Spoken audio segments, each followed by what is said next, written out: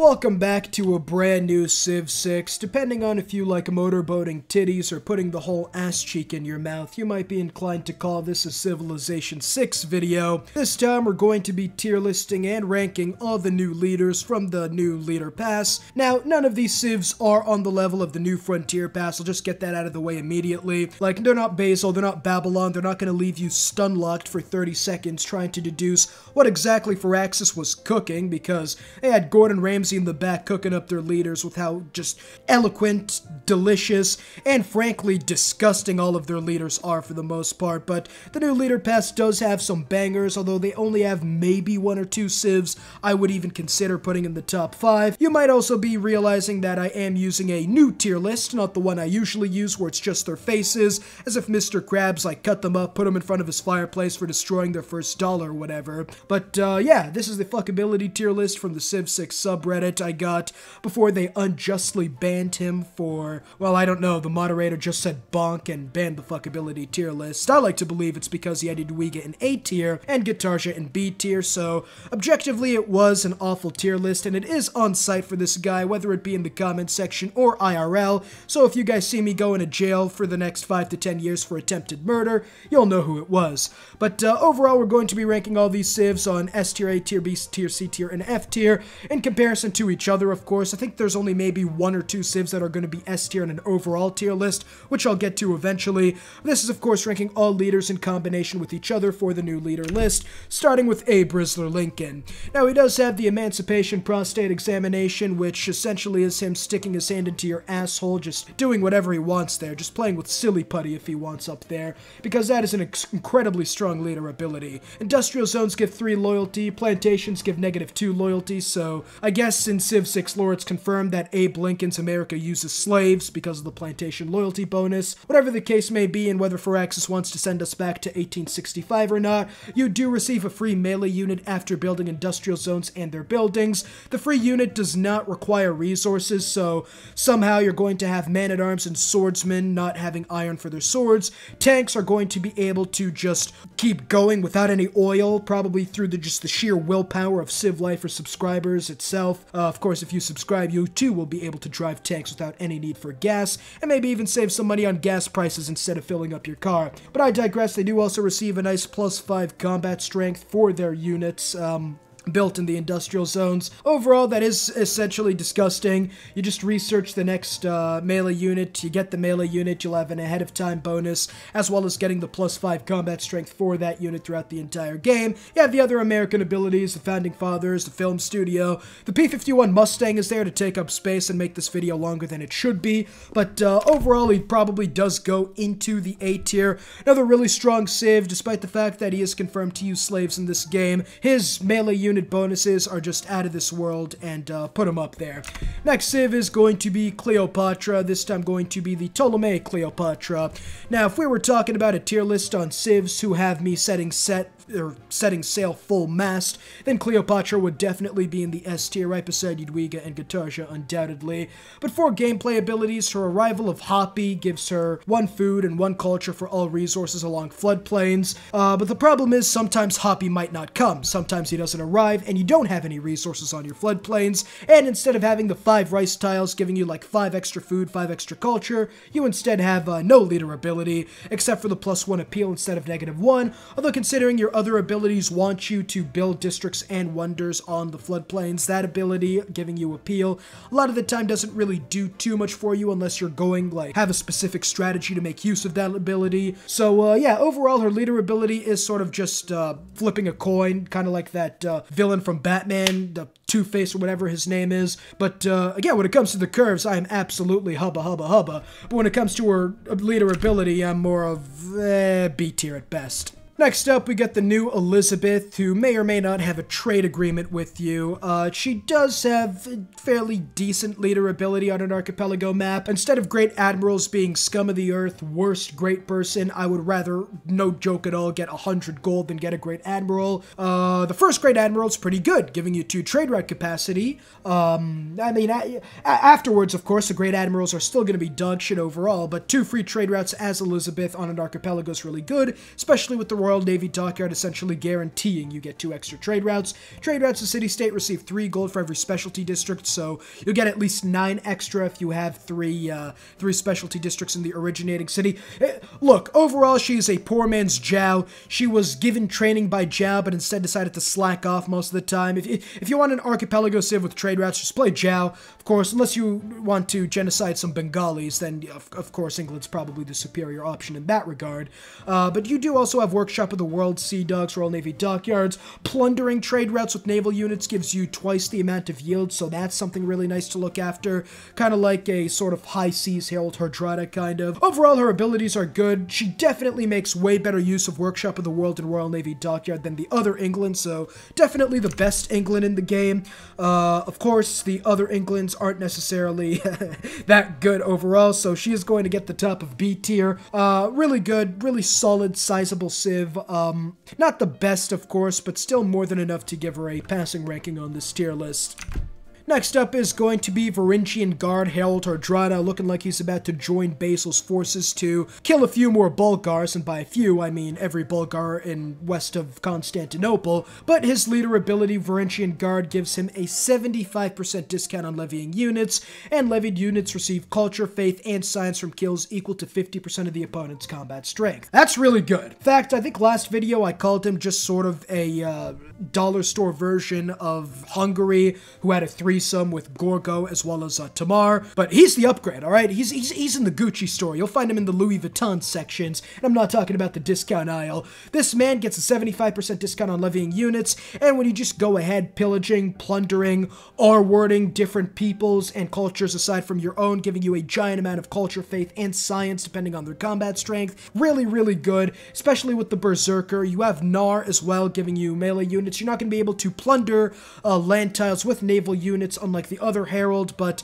again, just being able to travel to different continents in the early game is still really good. The Stave Church is still overall decent. Overall, of course, if you have anything to talk about with the tier list, go ahead and let me know down below in the comments. I'm certain that any and all comments will be respectful and refrain from calling me racial slurs, of course, but overall, I'll probably put him in the high B tier. I might edit it a little bit later. He might honestly be A tier, and Abe Lincoln might even be S tier, but as of right now, he's still getting the nice and high B tier. Next up is Julius Caesar. I still haven't given Firaxis my information that they can sell off to the government or TikTok or to the CCP or whatever, because I just really don't want to. There's no, I'd be happy to sell my information, right? You want the last 5 digits of my social security number? You can have the entire social security number if you give me a good roam. Julius Caesar as a roam is absolutely dog shit. He pretty much has the same abilities as Rome, so he's still going to be a really, really strong civ, but his leader ability is like get 100 gold for plundering a barb encampment, 200 gold for taking a city for the first time. Until you take about 3 or 4 cities, it's still going to, like, the gold bonus doesn't really do too much to you until you take out like 5 barb camps or 3 enemy cities, and if you've taken 3 enemy cities, like, trust me, you're not going to need the extra legion that you'd have been able to buy with his leader ability. And then I think those numbers are tripled once you research steel, which would be fantastic, aside from the fact that you could quintuple those numbers and they still wouldn't be that good. Well, okay, that's probably a little bit of a stretch, but overall, I wouldn't necessarily call it an upgrade over Trajan. In fact, it's more so a downgrade. It's essentially just, it's kind of like getting the same iPhone every year. Like, overall, there really isn't too much of a difference between the 2 Romes, although it is objectively a downgrade considering the fact that you're going to be having student loans levels of debt just trying to keep up with the new iPhone every year. That's kind of the same thing with the Rome's leader ability. He's got Vini Vidi Vici, but he didn't conquer shit. He arrived to Civ 6, he saw himself getting just absolutely fucked up the asshole by every other leader not named Tamar in Civ 6, but he didn't conquer shit. He conquered, I guess, B tier on the tier list just because of the fact that Rome's abilities are just good overall. You get the roads, you get the legion, you get the bath. Leader ability, though, not that big of a fan. Next up, though, we got Ludwig, and this might be the one civ who does end up being a top 5 leader in Civ 6. If we could find him, he essentially, Swan King gives him, 2 cultures for every adjacent district. Culture turns into tourism by the time you get castles. Really good, right? But he leads Germany. enough said. He's going to be going ahead and getting the S tier, first S tier of this tier list. Again, his leader ability could have been Ludwig goes to the corner after the start of every match and just starts masturbating to fart furry fetish porn, and he'd still probably get S tier just because of the fact that Germany is, and probably will be, one of the best civs in civilization in general. Civ 1, 2, 3, 4, 5, right up there in the pantheon of greats with Civ 5 Zulu, Civ 5 Mongolia, well, Civ 5 Korea. A lot of leaders in Civ 5 were just completely unfair, but I digress. Ludwig is definitely in the annals of Civ history, and annals with 2 N's, by the way, not the sex act that you do if you want to. Still consider yourself a Christian afterwards. The next leader we are going to be talking about, oh, it's not going to be Mao Zedong, that's from a mod. I'm not a tanky, I swear. But the next leader is going to be Nader Shah. I mean, it kind of looks like he assaulted every peacock in the state. Like, it's going to be no Thanksgiving turkey saved after this guy becomes president of the United States, let me tell you. Guy's got a nice feather on his head, he's got a nice fur coat, looking like he just went to the Gucci store and bought their entire stock. But Persia's abilities are really good overall. The trade route capacity with political philosophy, 2 gold culture with trade routes between cities, roads being more advanced than usual, Immortal being one of the best unique units in the game, Paradisa, still don't know how to say it, but that still gives you some nice bonuses. But his Sword of Persia is, in my opinion, a little worse than Cyrus's. Get 5 combat strength when attacking full health units. Cities not founded by you receive 2 faith and 3 gold for domestic trade routes, so if you are able to conquer a few cities in the early game, that's a really good leader ability. But if you're not able to, then you just get 5 combat strength when attacking full health units. So again, the other Persia is overall, I guess, consistency 100 times better, and overall I'd say most civs are better than this Persia. Of course, he's still a really strong civ with the immortal satrapies, except sometimes Sword of Persia isn't going to be as effective as it could be. Because of that, I think I'm also going to put this guy in B tier. It's probably worse than Rome. He's kind of like Rome in a way. Leader ability is decent. His leader ability is definitely better than Rome's, of course, better than Julius Caesar's. But the civ abilities, I definitely have to give that to Rome, despite the fact that the immortal is probably, in my opinion at least, a little bit better of a unique unit than the Legion. Next leader we're going to be talking about is Nzinga Mbande. I have definitely butchered that shit. She's queen of the Dongo and the Matamba. That is 100% going to get this video demonetized and my Twitter account cancelled. Cities receive 10% yields if on the same continent as your capital, negative 15% if on another continent. So she literally went up to Lady Thick Thighs and said, I'm the captain now, took her abilities and said, I'm the fucking upgrade. Like, you can make the argument that, I guess, Harold's abilities are better than Hungary's, or maybe Hungary's are better because you get the envoy and less of a risk of the enemy AI stealing that city-state from you. Nzinga Mbande just genuinely has a better ability than Lady Thick Thighs. There's no doubt about it. You add in the Key C giving you massive bonuses towards relics. You can found a religion as her as well. You also get a massive bonus to great artists, musicians, and merchants. You also get the Banza giving you more housing. The Gaumbimba is a really good melee unit on the higher difficulties because if the AI gets crossbows or archers, then you come in and slap them with your plus 10% or plus 10 combat strength when defending against range attacks. Couple that with the Tortoise promotion, and arrows to the eye are just going to be nothing more than eye exams, I guess. You're getting prescribed new glasses at best, and you'll be fine. Overall, her leader ability is just, it might honestly be against the Geneva Convention. I haven't exactly read the terms or articles of that because I'm not necessarily a advocate of that convention myself. I'm much more of a war crime connoisseur, I suppose, but overall she's S tier. Probably Ludwig is better just because of the fact I've seen him win a tourism victory at like turn 80. I'm fairly certain you could probably get it even to turn 50 if you're really lucky. But again, she's definitely an incredibly strong civ. I probably put her above Ludwig depending on how I wake up tomorrow. But yeah, another really good civ. Next up, I think it's going to be Qin Shi Huang. Probably, no, it's going to be, yes, it is going to be Qin Shi Huang. The Unifier Qin Shi Huang, the Robert Baratheon type motherfucker, 36 stratagems. Melee units receive the Convert Barbarians action, converting all barbarians, not just one barbarian like I thought it was before. So overall, that is still decent. Overall, you do lose the melee unit, so again, just make sure you're just surrounded by barbarians, I guess. Dynastic Cycle is decent, except for the fact that you're not going to be getting as many Eurekas or Inspirations as regular Qin Shi Huang. Great Wall is fine. The Crouching Tiger is still the worst unique unit in the game. Overall, his abilities don't mesh as well. Like, if you're going to play Qin Shi Huang, play the other one.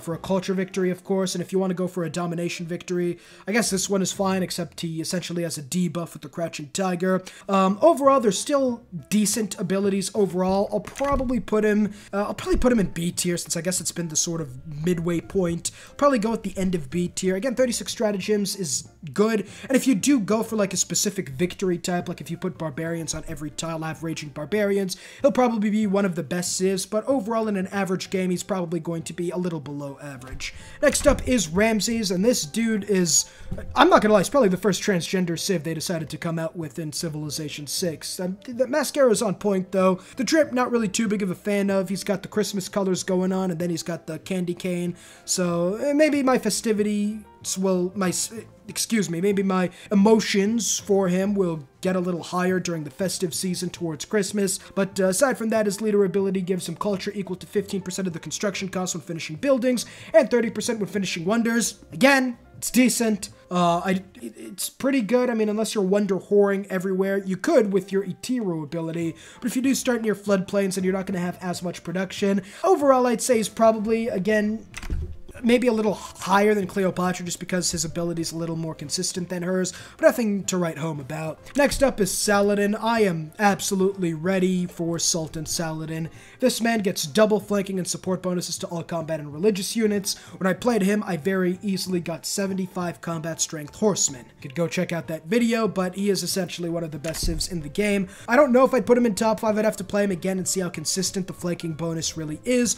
I'll put him, I guess, below Nzinga Mbande overall, just because I haven't played him in like months, ever since he first came out, so maybe my memory's a little fuzzy, a little hazy, some might say. But from last time I played him, he's definitely one of the best civs in the entire game. Next up, we have Sejong, and they massacred my boy. Number 1, they gave him the Killer Keemstar haircut. Number 2, his ability, when you complete your first tech from a new era, receive double your science per turn as culture. It's not that good overall, I might say. I mean, I might be playing him wrong. Korea's abilities are still incredible. I mean, he is still easily getting S tier under Saladin, but the leader ability, leaves a little to be desired. You'll get some civics, and as other people have mentioned, you'll get like democracy or communism a lot faster for a science victory. So overall, it's still a really good civ, make no mistake about it. Leader ability just, I guess, is whatever overall. After that, we got Muhtasim, I think it's called, Suleiman.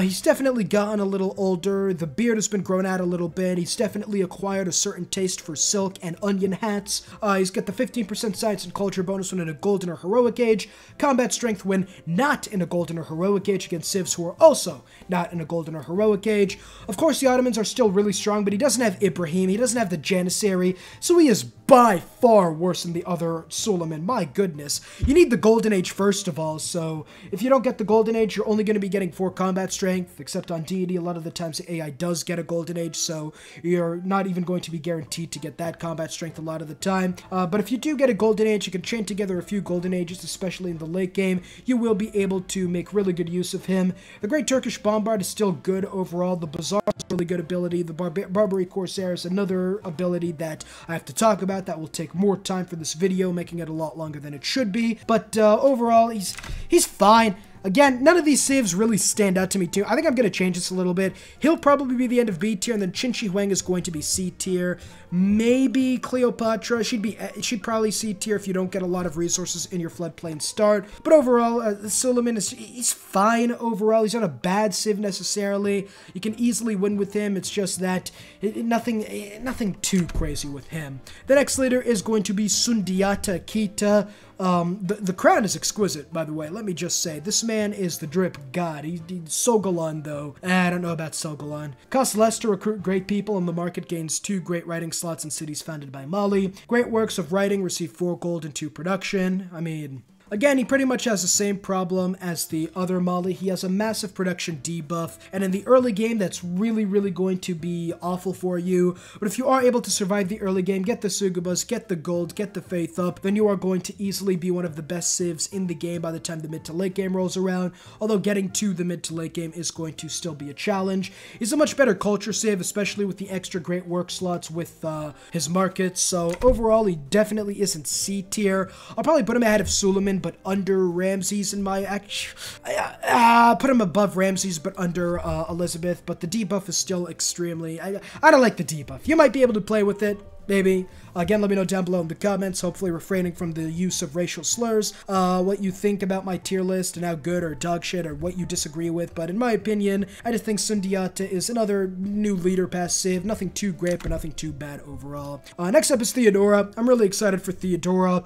Definitely a war crime, and I'm not just talking about the taxis and converting enemy religions to your religions by force, nor the Droman, which is another ability that I just have to talk about, wasting more time. The Hippodrome is really good, giving you extra cavalry units, but unlike Basil, she doesn't really make too good use of them. But Holy Sites providing culture equal to their adjacency bonus. You add in work ethic, you add in something like Dance of the Aurora or Desert Folklore, and you have probably one of the best civs in the entire game. You're going to be getting, with the double theology policy card, you're going to be getting like 20 faith, 20 culture, 20 production from a single Holy Site, so that alone's probably enough to put her in A tier. Farms give a faith adjacency to Hippodromes and Holy Sites, which is really good, so probably put her in A tier with Abe Lincoln, a little under. I wouldn't put her in B tier. She also gets the Great Prophet point with her civ abilities, so she's easily able to found a religion. Overall, one of the best civs in the new leader pass, and maybe even a top tier civ overall. Next up is going to be the New Japan. I completely forgot his name. It was Tokugawa. International trade routes are completely cucked, neutered, sneakoed, all that good stuff. But domestic trade routes give you culture, science, and gold for every specialty district at the destination. Cities within 6 tiles of your capital are always loyal, no matter how many blue jeans and rock and roll bands the other civs might have.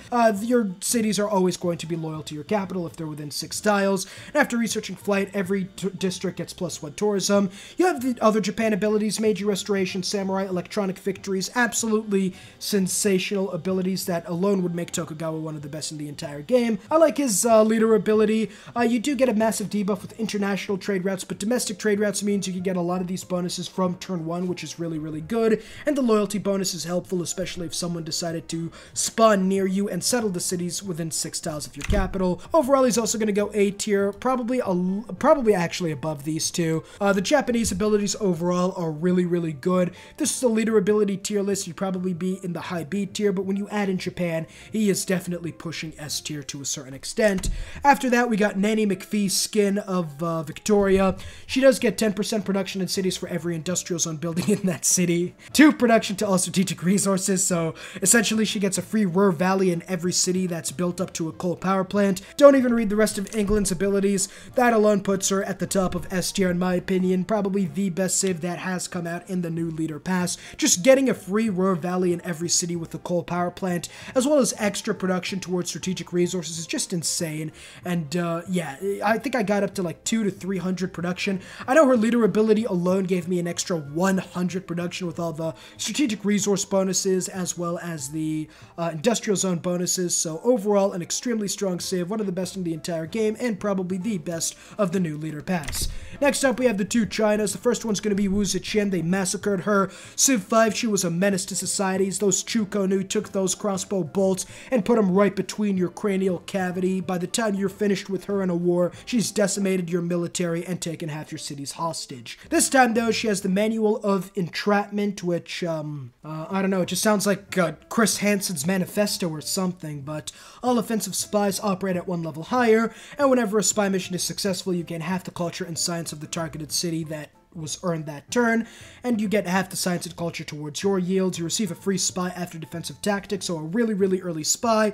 And then other China's abilities, like we said with Qin Shi Huang Unifier, not really the best when it comes to meshing with her. Overall, in my opinion, she's a decent civ, not really that good overall. I mean, the spy operations, unless you get an enemy civ which has really, really high yields, which is once in a blue moon, it's really not going to be the best. I'll probably put her ahead of Qin Shi Huang, but not by much. Again, a decent civ, but overall not too crazy. And the final civ is going to be Yongle. Yongle, all cities receive projects where they can convert half their production to food, faith, or 100% of its gold. Cities with 10 or more population receive 2 gold, 1 science, and 1 culture for each population in that city. So you get to 10 population, you get 20 gold, 10 science, and 10 culture per city. I'm sure you can see how, with his unique ability, that is an absolutely, what's the proper term for it? Well, if this was a League of Legends game, then they'd give him 5 skins, keep him this overpowered before completely gunning him after the community threatens to stop playing this game if he isn't debuffed or nerfed or whatever. Overall, he's just insane. He's going S tier for sure, probably right under Ludwig in my opinion. Those bonuses are extremely strong, and adamant together, even with the other China's lackluster bonuses, still makes him one of the best civs in the game, let alone this new leader pass. Again, if you do enjoy, leave a like and subscribe. Let me know down below exactly what you would change about this list, and yeah, let me know what other videos you'd like to see in the future. I'll see you all next time. Peace.